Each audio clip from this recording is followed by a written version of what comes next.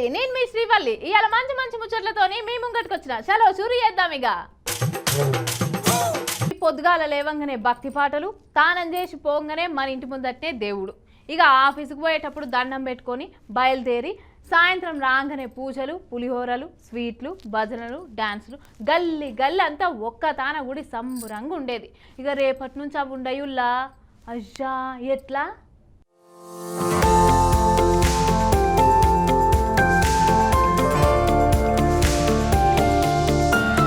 అవుల్లా 9 రోజులు మనతోటి కలిసి ఉన్న గణపయ్యను వాళ్ళ అమ్మ గంగమ్మ తల్లి దగ్గరకు చేర్చే ఘట్టం ఆసన్నమైనట్టే పోన్రి. కానీ రికార్డ్ అంటే రికార్డే పో. మన ఖైరతాబాద్ గణేష్ ఉంది అయితే 70 ఫీట్లు 70 టన్నులు బరువు ఉన్న ఈ గణపయ్యను తీసుకపోనీకే విజయవాడకి వెళ్ళి టస్కర్ను అయితే తెప్పించిర్రు. అగో ఎంత మంచిగా సింగారిచ్చిరో చూడుర్రే.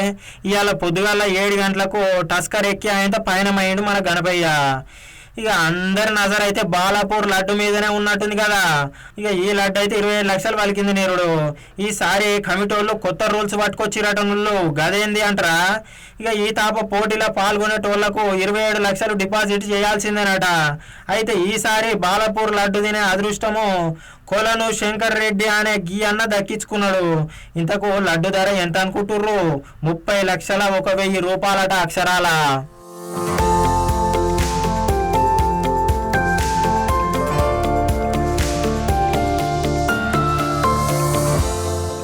కేశగిరి, చార్మినారు, అఫ్జల్ గంజు అట్నే పోతే మోన మార్కెట్, బషీర్బాగు, ట్యాంక్ బండ్ మీదకెళ్ళి కొన్ని దేవుళ్ళు వస్తే sangeet, Patny centre, MG road, tank bund మీదకి ఇంకా కొన్ని విగ్రహాలు వచ్చినాయి అటనుల్లో.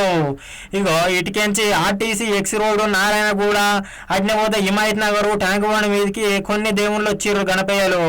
ఇక ప్రజలకు తిప్పలు కాకుండా, ట్రాఫిక్ తిప్పలు రాకుండా వేరే రోడ్ల మీదకెళ్ళి మలిపిర్రు అన్నట్టు ట్రాఫిక్ పోలీసు వాళ్ళు.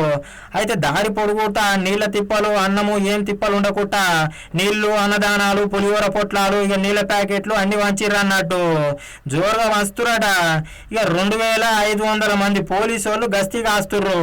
733 సీసీ కెమెరాలతోటి 3వ కన్ను తెరిచి చూస్తురట అధికారులు. హుస్సేన్ సాగర్ చుట్టూ 130 మీదనే క్రేన్లు పెట్టిరట చూసుకోర్రే.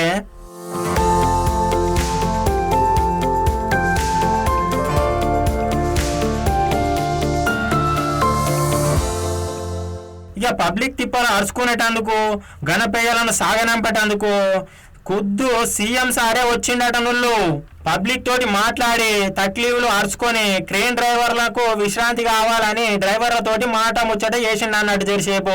ఇక ఇటు చూడుర్రి ఎంత మంచిగా సింగారిచ్చిర్రో గణపయ్య ముంగడ. డప్పులు, డాన్సులు, డీజేలు, చిన్న పెద్ద ముసలి ముడత అనే తేడా లేకుండా ఇగో డాన్సులు అంటే డాన్సులు వేస్తురు గణపయ్య ముంగడ, గంతులు వేస్తురు పోరి పోరగాళ్ళు అయితే. ఇక ఖైరతాబాద్ వినాయకు ఉంది అనుకున్నట్టుగానే 1 కంటే 1 వరకే ఖైరతాబాద్ గణేశుడు ఆయన ఎన్టీఆర్ పార్కు 4వ నెంబర్ దగ్గరకు వచ్చిండు. అంటే ఇంకా గంగమ్మ తల్లి ఒడికి చేరుకున్నాడు మొత్తానికి.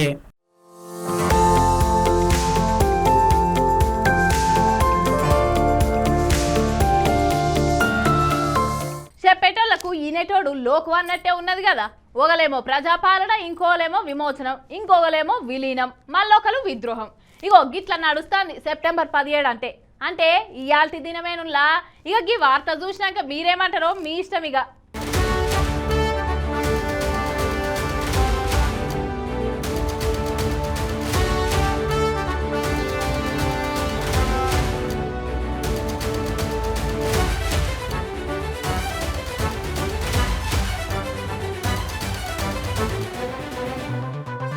విద్రోహ దినం. అసలు సెప్టెంబర్ 17 తారీఖు నాడు ఏం జరిగిందో ఒకసారి తెలుసుకుందాం. పరి స్వాతంత్రం వచ్చినాక కూడా మన తెలంగాణ రజాకారుల చేతుల పాలన నడిచే. కసీం రజీం గాడు మన ప్రజలను గోసబెట్టిన తీరైతే చెప్ప అవసరం కాదు పోండ్రి. అయితే గప్పటిదాకా రజాకారుల చేతిలో ఉన్న మన తెలంగాణను భారతదేశంలో కలిపిన రోజు అన్నట్టు సెప్టెంబర్ 17 గదే గియాల్టి దినము.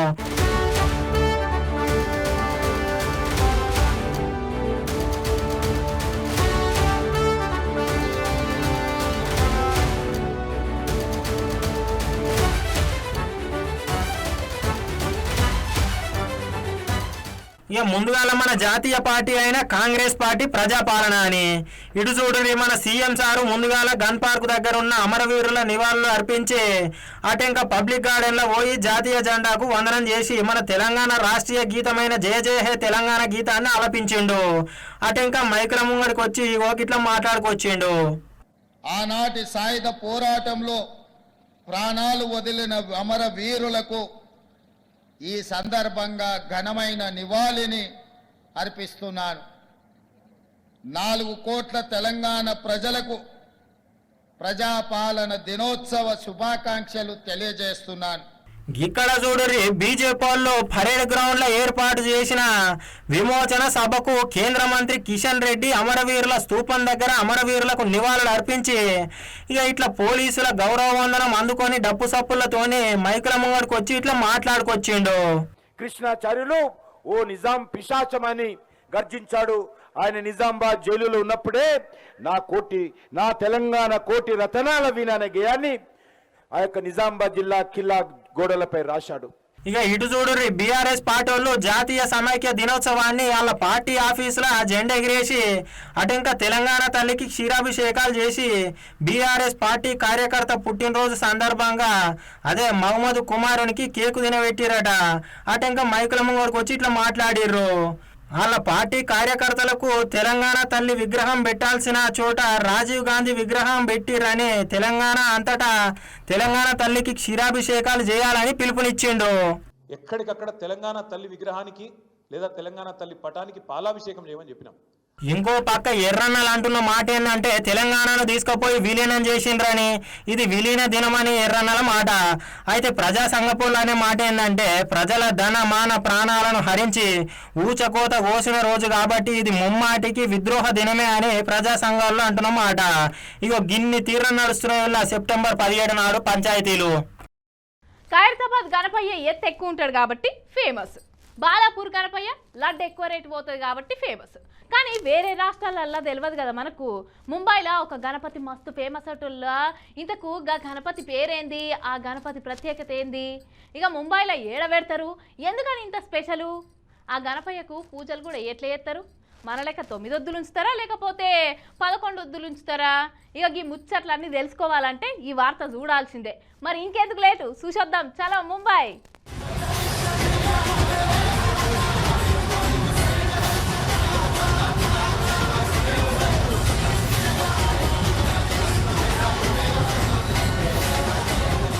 అబ్బా ఇంటుర్రా ఎంత ప్రశాంతంగా ఉన్నాయో పాటలు. మన తాననైతే ఇక డీజే టిల్లు పేరు అనుకుంటా పెడతారు పోరలు. అరే భక్తి పాటలు, ఆటలు, పాటలు, తాళాలు, తప్పెట్లు, డోలకులతోటి కళాకారులు చూడుర్రి, సన్నాయి మోతలు, ప్రశాంతమైన శాంతంగా అయిన ఇనసొంపైన పాటలు చూడుర్రి.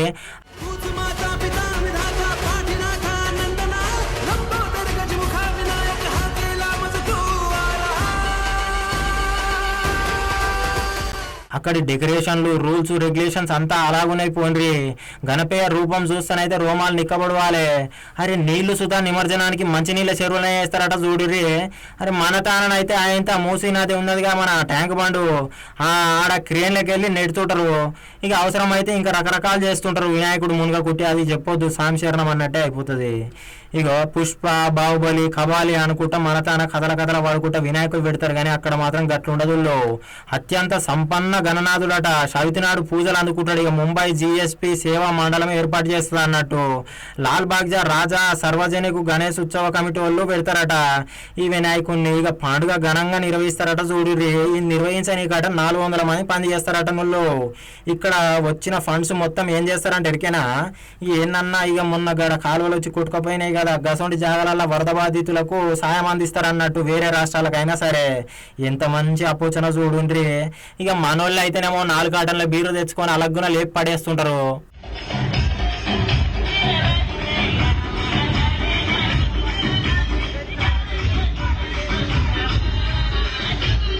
నడుమ పచ్చగడ్డెత్తే బగ్గుమంటుందిలా. గింతకి గా పంచాయతీ ఏంది అని అనుకుంటురులే. సచివాలయం ముంగట రాజీవ్ గాంధీ విగ్రహం గురించి.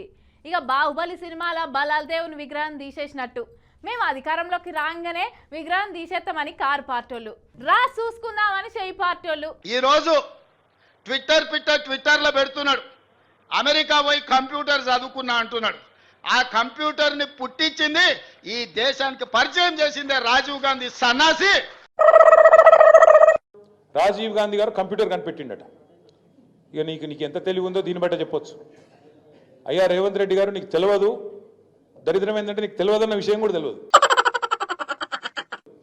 నీకు ఎవడు చెప్తే ఇనవు. కంప్యూటర్ కనిపెట్టిన రాజీవ్ గాంధీ, రాహుల్ గాంధీ కాదు నాయన, చార్లెస్ బ్యాబేజ్ అన్నట్టు ఆయన. పాపం ఆయన కనిపెట్టిండు, ఆయన బాధపడుతున్నాడు. ఎక్కడున్నాడు కానీ ఆయన ఆత్మ అది బాధపడతా ఉన్నది. లేకపోతే ఎక్కడనో గుంటూరులో ఇడ్లీ కూడా అమ్ముకుంటూ తిరిగేటోనివి. ఎందుకంటే ఆడికి చదువుకుంటానికి పోయినావు కదా, నువ్వు ఆన్నే ఇడ్లీ కూడా అమ్ముకొని బతికేటోనివి. లేకపోతే రైల్వే స్టేషన్లో చాయ్ సమోసా అమ్ముకుంటా సిద్దిపేటలోనే ఉండేటోనివి. రాజీవ్ గాంధీ దేశానికి కంప్యూటర్ని పరిచయం చేసింది కాబట్టి నీ బతుకు ఒక కంప్యూటరు, ఒక ట్విట్టర్ అకౌంట్, ఒక ఐటీ మంత్రివైనవు. రాజీవ్ గాంధీ గారు భారతదేశానికి కంప్యూటర్ పరిచయం చేసినట్టు. రాజీవ్ గాంధీ గారు కంప్యూటర్ పరిచయం చేయలేదు భారతదేశానికి. 1955లోనే టాటా గ్రూప్ వాళ్ళు బొంబాయిలో మొట్టమొదటి కంప్యూటర్ను వాళ్ళు తీసుకొచ్చినారు. ఇది నీకు తెలియదు. ఆ రోజు రాజీవ్ గాంధీ గారికి 10 ఏళ్ళో 12 ఏళ్ళో. ఇది నీ తెలివి, ఇది నీకున్న పరిజ్ఞానం. లేకపోతే ఐటీ శాఖనే ఉండేది కాదు. రాజీవ్ గాంధీ గారు ఐటీ రంగాన్ని ఈ దేశానికి పరిచయం చేసిండు కాబట్టి ఆ సన్నాసి ఐటీ శాఖకు మంత్రి అయిండు. లేకపోతే ఆ దిక్కుమాలలోని బాధనే మనకు ఉండేది కాదు. ఢిల్లీ మెప్పు కోసం ఇన్ని రోజులు బూతులు తిట్టిండు కదా. నానా బూతులు ఏవైతే గతంలో తిట్టినావో వాటిని కవర్ చేసుకోవడానికి ఈరోజు చాలా కష్టపడి వాళ్ళ ప్రాపకం కోసం ఇవాళ మనం పెట్టిన విగ్రహాన్ని అవహేళన చేసి తొలగిస్తామంటారు. ఎవర్రా తొలగించేటోడు? ఒక్కడు రాండి, ఎప్పుడు వస్తారో తారీఖు చెప్పండి బిడ్డ. రాజీవ్ గాంధీ విగ్రహం తీస్తారంట. ఎవడొస్తాడో నేను చూస్తా. సకల మర్యాదలతో మేము మళ్ళీ ప్రభుత్వంలోకి వచ్చిన మరుక్షణమే సకల మర్యాదలతో ఆ విగ్రహాన్ని అక్కడి నుంచి తిరిగి నీ గాంధీ భవన్కు పంపిస్తాం. అంతగానం ప్రేమ ఉంటే జూబ్లీహిల్స్లో ఇంట్లో పెట్టుకో. నేను ఇక్కడ రాజీవ్ గాంధీ గారి విగ్రహం అనగానే అయ్యో అయ్యో అని గుండెలు బాదుకొని అక్కడ తెలంగాణ తల్లి విగ్రహం పెట్టాలనుకున్నాడు.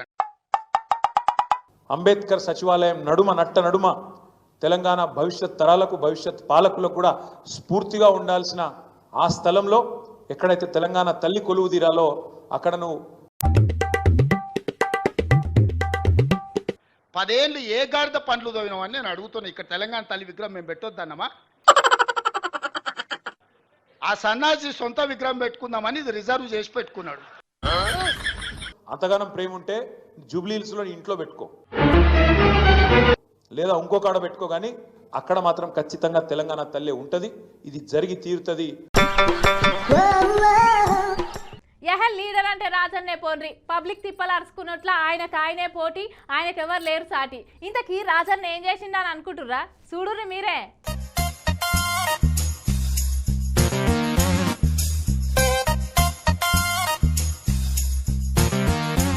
సిన్నవాయ సిలుకుబారు చూడు, ఈగం బాగా పెడతాంటే సగం పవ్వలేకపాయే, మందులేక పిండి కాడ సింధులే సుడాగిపాయే, సందు గుందులల్ల ఏడ సడి సప్పుడు లేకపాయే, ముందు వెనక సావు కాడ నడిసే తోడు లేకపాయే, చంటి బిడ్డ పాలకేడ్చే దాని అయ్య మందు కేడ్సే, ఎక్కి ఎక్కి ఏడ్చిన సుతై సుక్క నీరు రాకపాయే, చిన్నవాయ సిలుకుబారు చూడు, చిన్న తాళమేసి శీలు గుద్దినాడు,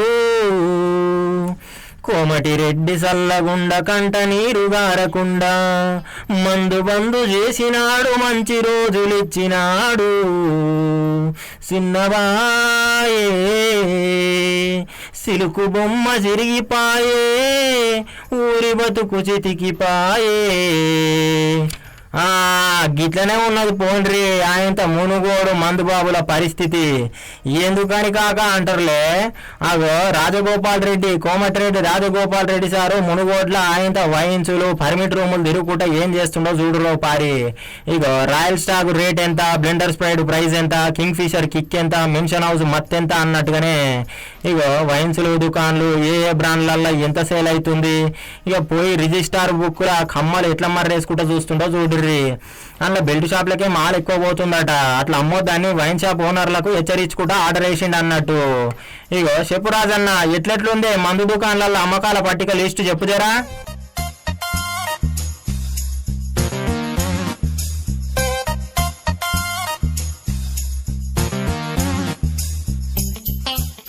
ఇక గాకత గట్లుంటే వేరే వైన్స్ల కాడ చూడరి బిర్రుగా తాగి ఈయన్నే మూత్రం పోస్తుర్రు, ఆన్నే లేడీస్ సుతా తిరుగుతుంటారు సార్, ఎవరు పట్టించుకుంటలేరని ఒకన్న చెప్పుకొస్తున్నాడు. ఇక ఇట్లా రకరకాల పరేషాన్లన్నీ పబ్లిక్ చెప్పుకొచ్చే వరకు అటు ఇంకా పర్మిట్ రూమ్లలోకి పోయిండట. కోపం వచ్చి అన్న పోయి చెక్కింగ్ చేసేటాలకు చూడుర్రి కాకలు తమ్ముళ్ళు మంచి మంచింగ్ పెట్టుకొని సిట్టింగ్ లో కూసుర్రు. నమస్తే రాజన్న అనుకుంటా లేస్తురు చూడుర్రి. పొద్దుగాల ఏంది బ్యాట్ ఏ తావు పావుగాని అనుకుంటా ఓ మలికి వేసుకుండట. ఇక ఇంటికాడ పెళ్ళాం పిల్లలు ఏమన్నా గానా అనుకుంటా క్లాస్ వీకిండ్ అన్నట్టు. ఇగో కెమెరా పెడుతుంటే చూడుర్రి ఎట్లా ముఖం దాచుకుంటుర్రో. ఈ తాగిన కాడికి జాలుగానే ఇక వర్రి అనే వరకు బుంగమూతి పెట్టుకొని హట్ అయిపోయి మెల్లగా ఇక బయటికి వెళ్ళిర్రు అన్నట్టు. పర్మిట్ రూమ్లకు పర్మిషన్ ఇవ్వద్దు, పొద్దుగా గిజం తాగుడు, లేస్తేనే ముఖం కడుకొని షాయి తాగినట్టుగానే మందు తాగుతుర్రు, కుటుంబాలు నాశనమే అయిపోతాయి అనుకుంటా మునగాడు అయిపోయాడు చూడరు. మొత్తానికైతే రాజగోపాల్ రెడ్డి అన్న అవు మరి కాదా. ఇక చేసిన కష్టం అంతా మొత్తం మందుకే పెడితే ఎట్లా బతారు ఎప్పుడురే.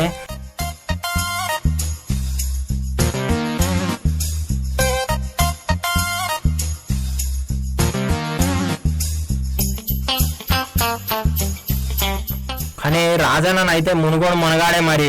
మందు బంజు పెట్టడానికి ఆయనతో ఎన్ని తిప్పలు పడుతుండో చూడుర్రి.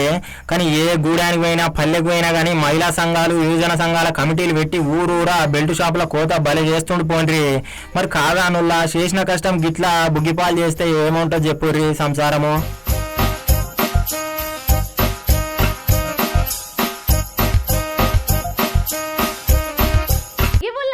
తీసుకొచ్చిన మంచి మంచి ముచ్చట్లు. ఇక రేపటి బరాబర్ ముచ్చట్లలో మళ్ళీ కలుద్దాం. చూస్తూనే ఉండండి VRK న్యూస్. నమస్తే.